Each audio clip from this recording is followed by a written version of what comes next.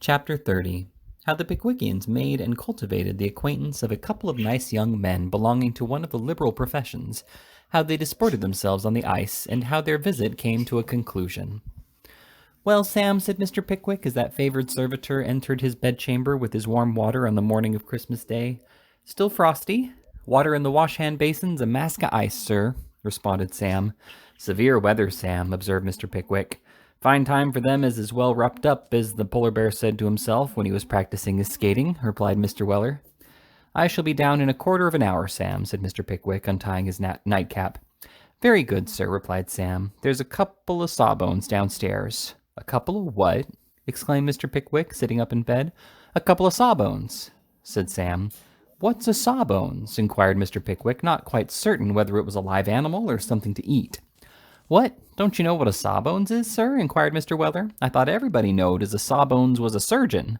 "Oh, a surgeon, eh?" said Mr. Pickwick with a smile. "Just that, sir," replied Sam. "These here ones as is below, though, ain't regular thoroughbred sawbones. They're only in trainin'." "In other words, they're medical students, I suppose," said Mr. Pickwick. Sam Weller nodded assent. "I am glad of it," said Mr. Pickwick, casting his nightcap energetically on the counterpane. "They are fine fellows, very fine fellows, with judgments matured by observation and reflection, and tastes refined by reading and study. I am very glad of it." "There are smoking cigars by the kitchen fire," said Sam. "Ah," observed Mr. Pickwick, rubbing his hands, "overflowing with kindly feelings and animal spirits, just what I like to see." "And one of 'em," said Sam, not noticing his master's interruption, "one of 'em's got his legs on the table and is drinking a brandy neat, while the other one, him in the barnacles, has got a barrel of oysters between his knees, which he's opening like steam, and as fast as he eats 'em, he takes aim with the shells at young Dropsy, who's a-sitting down fast asleep in the chimney corner." "Eccentricities of genius, Sam," said Mr. Pickwick. "You may retire." Sam did retire accordingly. Mr. Pickwick, at the expiration of the quarter of an hour, went down to breakfast. "Here he is at last," said old Mr. Wardle. "Pickwick, this is Miss Allen's brother, Mr. Benjamin Allen. Ben, we call him, and so may you, if you like. This gentleman is his very particular friend, Mr. Bob Sawyer," interposed Mr. Benjamin Allen, whereupon Mr. Bob Sawyer and Mr. Benjamin Allen laughed in concert. Mr. Pickwick bowed to Bob Sawyer, and Bob Sawyer bowed to Mr. Pickwick. Bob and his very particular friend then applied themselves most assiduously to the eatables before them, and Mr. Pickwick had an opportunity of glancing at them both. Mr. Benjamin Allen was a coarse, stout, thick-set young man, with black hair cut rather short, and a white face cut rather long. He was embellished with spectacles and wore a white neckerchief. Below his single-breasted black surtout, which was buttoned up to his chin, appeared the usual number of pepper-and-salt-colored legs, terminating in a pair of imperfectly polished boots. Although his coat was short in the sleeves, it disclosed no vestige of a linen wristband, and although there was quite enough of his face to admit of the encroachment of a shirt collar, it was not graced by the smallest approach to that appendage. He presented altogether rather a mildewy appearance, and emitted a fragrant odor of full-flavored Cubas. Mr. Bob Sawyer, who was habited in a coarse blue coat, which, without being either a greatcoat or a surtout, partook of the nature and qualities of both, had about him that sort of slovenly smartness and swaggering gait which is peculiar to young gentlemen who smoke in the streets by day, shout and scream in the same by night, call waiters by their Christian names, and do various other acts and deeds of an equally facetious description. He wore a pair of plaid trousers and a large, rough, double-breasted waistcoat. Out of doors, he carried a thick stick with a big top. He eschewed gloves, and looked upon the whole something like a dissipated Robinson Crusoe. Such were the two worthies to whom Mr. Pickwick was introduced, as he took his seat at the breakfast table on Christmas morning. "Splendid morning, gentlemen," said Mr. Pickwick. Mr. Bob Sawyer slightly nodded his assent to the proposition, and asked Mr. Benjamin Allen for the mustard. "Have you come far this morning, gentlemen?" inquired Mr. Pickwick. "Blue Lion at Muggleton," briefly responded Mr. Allen. "You should have joined us last night," said Mr. Pickwick. "So we should," replied Bob Sawyer. "But the brandy was too good to leave in a hurry, wasn't it, Ben?" "Certainly," said Mr. Benjamin Allen. "And the cigars were not bad, or the pork chops either, were they, Bob?" "Decidedly not," said Bob. The particular friends resumed their attack upon the breakfast more freely than before, as if the recollection of last night's supper had imparted a new relish to the meal. "Peg away, Bob," said Mr. Allen to his companion encouragingly. "So I do," replied Bob Sawyer, and so, to do him justice, he did. "Nothing like dissecting to give one an appetite," said Mr. Bob Sawyer, looking round the table. Mr. Pickwick slightly shuddered. "By the by, Bob," said Mr. Allen, "have you finished that leg yet?" "Nearly," replied Sawyer, helping himself to half a fowl as he spoke. "It's a very muscular one for a child's." "Is it?" inquired Mr. Allen carelessly. "Very," said Bob Sawyer with his mouth full. "I've put my name down for an arm at our place," said Mr. Allen. "We're clubbing for a subject, and the list is nearly full, only we can't get hold of any fellow that wants a head. I wish you'd take it." "No," replied Bob Sawyer. "Can't afford expensive luxuries." "Nonsense," said Allen. "Can't indeed," rejoined Bob Sawyer. "I wouldn't mind a brain, but I couldn't stand a whole head." "Hush, hush, gentlemen, pray," said Mr. Pickwick. "I hear the ladies." As Mr. Pickwick spoke, the ladies, gallantly escorted by Messrs. Snodgrass, Winkle, and Tupman, returned from an early walk. "Why, Ben," said Arabella, in a tone which expressed more surprise than pleasure at the sight of her brother. "Come to take you home tomorrow," replied Benjamin. Mr. Winkle turned pale. "Don't you see Bob Sawyer, Arabella?" inquired Mr. Benjamin Allen, somewhat reproachfully. Arabella gracefully held out her hand in acknowledgment of Bob Sawyer's presence. A thrill of hatred struck to Mr. Winkle's heart as Bob Sawyer inflicted on the proffered hand a perceptible squeeze. "Ben, dear," said Arabella, blushing, have you been introduced to Mr. Winkle?" "I have not been, but I shall be very happy to be, Arabella," replied her brother gravely. Here Mr. Allen bowed grimly to Mr. Winkle, while Mr. Winkle and Mr. Bob Sawyer glanced mutual distrust out of the corners of their eyes. The arrival of the two new visitors and the consequent check upon Mr. Winkle and the young lady with the fur round her boots would in all probability have proved a very unpleasant interruption to the hilarity of the party, had not the cheerfulness of Mr. Pickwick and the good humor of the host been exerted to the very utmost for the common weal. Mr. Winkle gradually insinuated himself into the good graces of Mr. Benjamin Allen, and even joined in a friendly conversation with Mr. Bob Sawyer, who, enlivened with the brandy and the breakfast and the talking, gradually ripened into a state of extreme facetiousness, and related with much glee an agreeable anecdote about the removal of a tumor on some gentleman's head, which he illustrated by means of an oyster knife and a half-quartern loaf, to the great edification of the assembled company. Then the whole train went to church, where Mr. Benjamin Allen fell fast asleep, while Mr. Bob Sawyer abstracted his thoughts from worldly matters by the ingenious process of carving his name on the seat of the pew in corpulent letters of 4 inches long. "Now," said Wardle, after a substantial lunch, with the agreeable items of strong beer and cherry brandy had been done ample justice to, "what say you to an hour on the ice? We shall have plenty of time."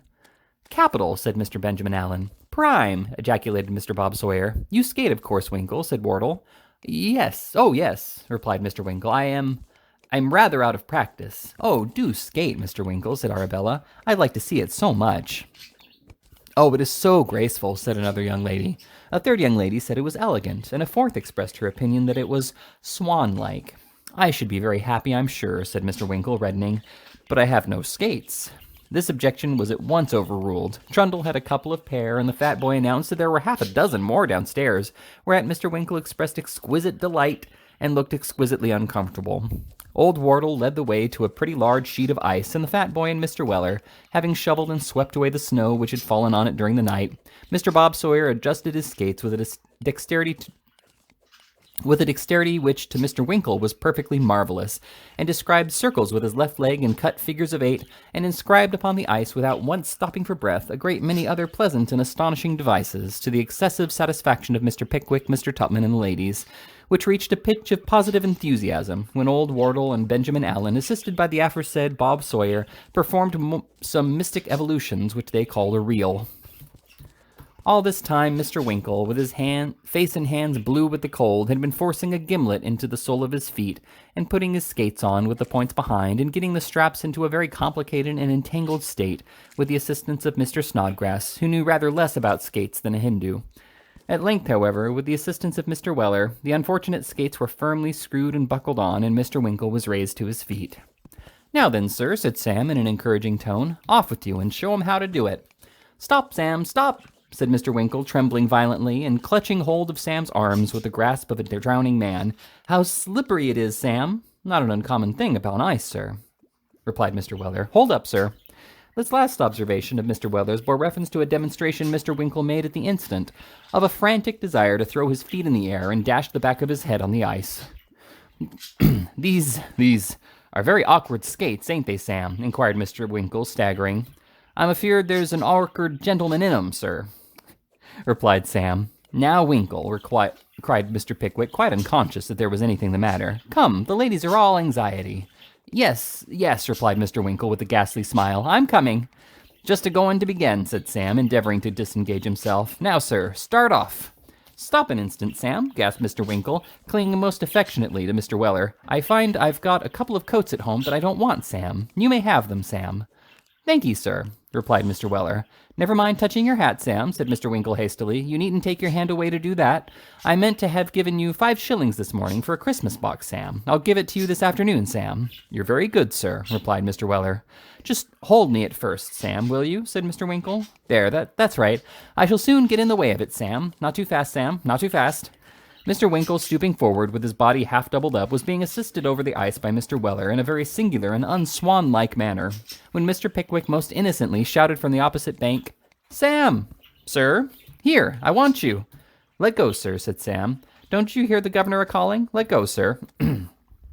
With a violent effort, Mr. Weller disengaged himself from the grasp of the agonized Pickwickian, and in so doing administered a considerable impetus to the unhappy Mr. Winkle. With an accuracy which no degree of dexterity or practice could have ensured, that unfortunate gentleman bore swiftly down into the center of the reel, at the very moment when Mr. Bob Sawyer was performing a flourish of unparalleled beauty. Mr. Winkle struck wildly against him, and with a loud crash they both fell heavily down. Mr. Pickwick ran to the spot. Bob Sawyer had risen to his feet, but Mr. Winkle was far too wise to do anything of the kind in skates. He was seated on the ice, making spasmodic efforts to smile, but anguish was depicted on every lineament of his countenance. Are you hurt? Inquired Mr. Benjamin Ellen with great anxiety. Not much, said Mr. Winkle, rubbing his back very hard. I wish you'd let me bleed you, said Mr. Benjamin with great eagerness. No, thank you, replied Mr. Winkle hurriedly. I really think you had better, said Allen. Thank you, replied Mr. Winkle. I'd rather not.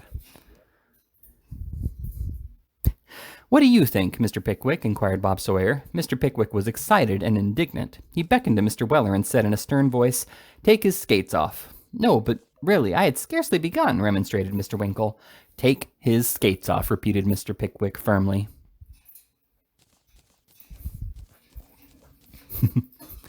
The command was not to be resisted. Mr. Winkle allowed Sam to obey it in silence. Lift him up, said Mr. Pickwick. Sam assisted him to rise. Mr. Pickwick retired a few paces apart from the bystanders, and beckoning his friend to approach, fixed a searching look upon him, and uttered in a low but distinct and emphatic tone these remarkable words. You're a humbug, sir. A what? Said Mr. Winkle, starting. A humbug, sir. I will speak plainer if you wish it. An impostor, sir. With those words, Mr. Pickwick turned slowly on his heel and rejoined his friends. While Mr. Pickwick was delivering himself of the sentiment just recorded, Mr. Weller and the fat boy, having by their joint endeavors cut out a slide, were exercising themselves thereupon in a very masterly and brilliant manner. Sam Weller, in particular, was displaying that beautiful feat of fancy sliding which is currently denominated knocking at the cobbler's door, and which is achieved by skimming over the ice on one foot and occasionally giving a postman's knock upon it with the other. It was a good long slide, and there was something in the motion which Mr. Pickwick, who was very cold with standing still, could not help envying. It looks like a nice warm exercise, that, doesn't it? He inquired of Wardle, when that gentleman was thoroughly out of breath, by reason of the indefatigable manner in which he had converted his legs into a pair of compasses and drawn complicated problems on the ice. Ah, it does indeed, replied Wardle. Do you slide? I used to do so on the gutters when I was a boy, replied Mr. Pickwick. Try it now, said Wardle. Oh, do please, Mr. Pickwick, cried all the ladies. I should be very happy to afford you any amusement, replied Mr. Pickwick, but I haven't done such a thing these 30 years. Pooh-pooh, nonsense, said Wardle, dragging off his skates with the impetuosity which characterized all his proceedings. Here, I'll keep you company. Come along. And away went the good-tempered old fellow down the slide with a rapidity which came very close upon Mr. Weller and beat the fat boy all to nothing. Mr. Pickwick paused, considered, pulled off his gloves, and put them in his hat, took 2 or 3 short runs, balked himself as often, and at last took another run, and went slowly and gravely down the slide, with his feet about 1.25 yards apart, amidst the gratified shouts of all the spectators. Keep the pot a-boilin', sir, said Sam, and down went Wardle again, and then Mr. Pickwick, and then Sam, and then Mr. Winkle, and then Mr. Bob Sawyer, and then the fat boy, and then Mr. Snodgrass, following closely upon each other's heels, and running after each other with as much eagerness as if their future prospects in life depended on their expedition.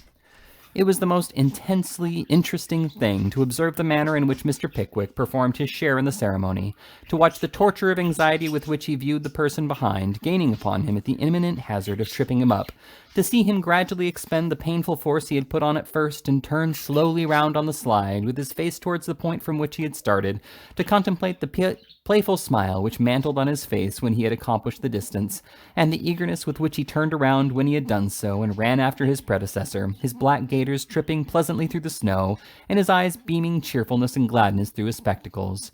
And when he was knocked down, which happened upon the average every third round, it was the most invigorating sight that could possibly be imagined, to behold him gather up his hat, gloves, and handkerchief with a glowing countenance, and resume his station in the rank with an ardor and enthusiasm that nothing could abate.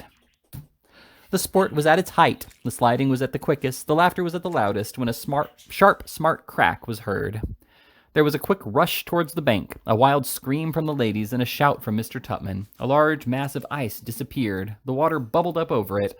Mr. Pickwick's hat, gloves, and handkerchief were floating on the surface, and this was all of Mr. Pickwick that anybody could see.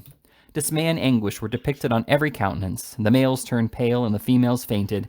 Mr. Snodgrass and Mr. Winkle grasped each other by the hand and gazed at the spot where their leader had gone down with frenzied eagerness, while Mr. Tupman, by way of rendering the promptest assistance and at the same time conveying to any persons who might be within hearing the clearest possible notion of the catastrophe, ran off across the country at his utmost speed, screaming, "Fire!" with all his might. It was at this moment, when old Wardle and Sam Weller were approaching the hole with cautious steps, and Mr. Benjamin Allen was holding a hurried consultation with Mr. Bob Sawyer on the advisability of bleeding the company generally, as an improving little bit of professional practice. It was at this very moment that a face, head, and shoulders emerged from beneath the water and disclosed the features and spectacles of Mr. Pickwick. "Keep yourself up for an instant, for only 1 instant," bawled Mr. Snodgrass. "Yes, do, let me implore you, for my sake," roared Mr. Winkle, deeply affected. The adjuration was rather unnecessary, the probability being that if Mr. Pickwick had declined to keep himself up for anybody else's sake, it would have occurred to him that he might as well do so for his own. "Do you feel the bottom there, old fellow?" said Wardle. "Yes, certainly," replied Mr. Pickwick, wringing the water from his head and face and gasping for breath. "I fell upon my back. I couldn't get on my feet at first." The clay upon so much of Mr. Pickwick's coat as was yet visible bore testimony to the accuracy of this statement, and as the fears of the spectators were still further relieved by the fat boy's suddenly recollecting that the water was nowhere more than 5 feet deep, prodigies of valor were performed to get him out. After a vast quantity of splashing and cracking and struggling, Mr. Pickwick was at length fairly extricated from his unpleasant position, and once more stood on dry land. "Oh, he'll catch his death of cold," said Emily. "Dear old thing," said Arabella. "Let me wrap this shawl around you, Mr. Pickwick." "Ah, that's the best thing you can do," said Wardle. "And when you've got it on, run home as fast as your legs can carry you and jump into bed directly." A dozen shawls were offered on the instant. 3 or 4 of the thickest having been selected, Mr. Pickwick was wrapped up and started off, under the guidance of Mr. Weller, presenting the singular phenomenon of an elderly gentleman dripping wet and without a hat, with his arms bound down to his sides, skimming over the ground without any clearly defined purpose, at the rate of 6 good English miles an hour. But Mr. Pickwick cared not for appearances in such an extreme case, and urged on by Sam Weller, he kept at the very top of his speed until he reached the door of Manor Farm, where Mr. Tupman had arrived some 5 minutes before, and had frightened the old lady into palpitations of the heart by impressing her with the unalterable conviction that the kitchen chimney was on fire, a calamity which always presented itself in glowing colors to the old lady's mind when anybody about her evinced the smallest agitation. Mr. Pickwick paused not an instant until he was snug in bed. Sam Weller lighted a blazing fire in the room and took up his dinner. A bowl of punch was carried up afterwards, and a grand carouse held in honor of his safety. Old Wardle would not hear of his rising, so they made the bed the chair, and Mr. Pickwick presided. A second and a third bowl were ordered in, and when Mr. Pickwick woke the next morning, there was not a symptom of rheumatism about him, which proves, as Mr. Bob Sawyer very justly observed, that there is nothing like hot punch in such cases, and if ever hot punch did fail to act as a preventive, it was merely because the patient fell into the vulgar error of not taking enough of it. The jovial party broke up next morning. Breakings up are capital things in our school days, but in after life they are painful enough. Death, self-interest, and fortune's changes are every day breaking up many a happy group and scattering them far and wide, and the boys and girls never come back again. We do not mean to say that it was exactly the case in this particular instance. All we wish to inform the reader is that the different members of the party dispersed to their several homes, that Mr. Pickwick and his friends once more took their seats on the top of the Muggleton coach, and that Arabella Allen repaired to her place of destination, wherever it might have been. We dare say Mr. Winkle knew, but we confess we don't, under the care and guardianship of her brother Benjamin, and his most intimate and particular friend, Mr. Bob Sawyer. Before they separated, however, that gentleman and Mr. Benjamin Allen drew Mr. Pickwick aside with an air of some mystery, and Mr. Bob Sawyer, thrusting his forefinger between two of Mr. Pickwick's ribs and thereby displaying his native drollery and his knowledge of the anatomy of the human frame at one and the same time, inquired, "I say, old boy, where do you hang out?" Mr. Pickwick replied that he was at present suspended at the George and Vulture. "I wish you'd come and see me," said Bob Sawyer. "Nothing would give me greater pleasure," replied Mr. Pickwick. "There's my lodging," said Mr. Bob Sawyer, producing a card. "Lance Street, Borough. It's near Guy's, and handy for me, you know. Little distance after you've passed St. George's Church, turns out of the High Street on the right side of the way." "I shall find it," said Mr. Pickwick. "Come on Thursday fortnight and bring the other chaps with you," said Mr. Bob Sawyer. "I'm going to have a few medical fellows that night." Mr. Pickwick expressed the pleasure it would afford him to meet the medical fellows, and after Mr. Bob Sawyer had informed him that he meant to be very cozy, and that his friend Ben was to be one of the party, they shook hands and separated. We feel that in this place we lay